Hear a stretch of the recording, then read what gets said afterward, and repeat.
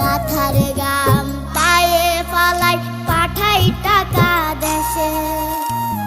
বোনের লাইগা কানের দুল, ভাইয়ের মোবাইল ফোন, কত কিছুর ধরেছে বায়না আত্মীয় স্বজন।